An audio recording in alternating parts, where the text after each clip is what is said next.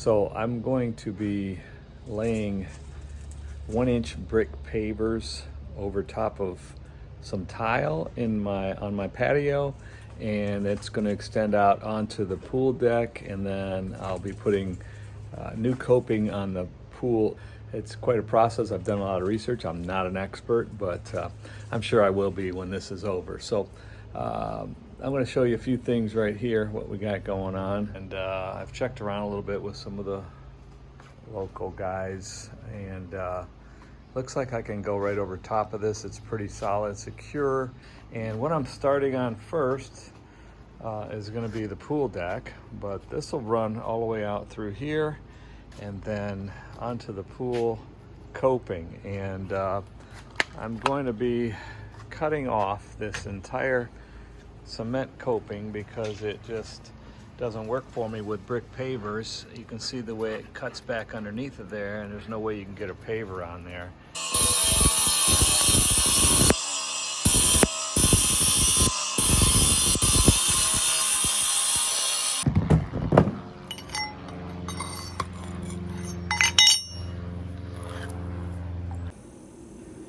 So I bought this Makita, takes 2 batteries.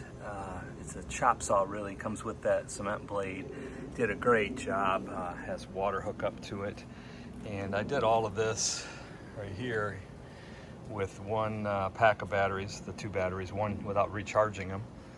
And did a good job. It cut about 3.5 inches deep. And then it ends up looking like this once I chop this off with my chisel and hammer. So it did a great job. Really messy, so I only do a little bit at a time because it gets into the pool and it takes about a day to clear up, so I don't want to go put too much of this cement stuff into my pool. We've just laid some of these out. This is going to be the coping as it's laid out here, and kind of all the way down here. Again, this is cement, and underneath of this right here, these pavers is the tile. And I had to put this drain over my other drain, and if you can see, I don't know for sure, but it's a kit by the tile, where the tile was a little bit higher on that side than it is on this side.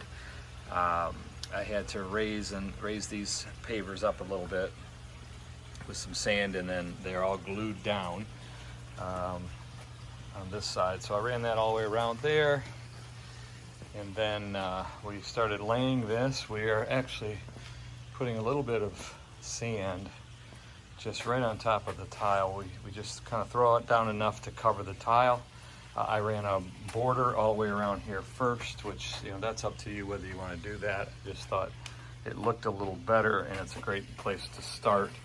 And there's a border around this right here, so it seemed to go pretty good now. So we are all finished with this project. It's taken quite a while. We also decided that we would paint our pool since it was in pretty rough shape. So we did that as well. We actually drained the pool, pressure washed, acid washed, and then we painted it with epoxy pool paint. So it turned out really good, but let me give you an idea what we have here. Here's what we have.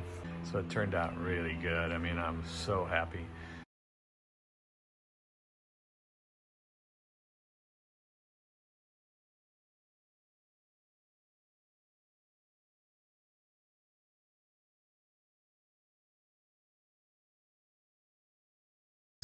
Overlaps the tile a little bit, the coping does all the way.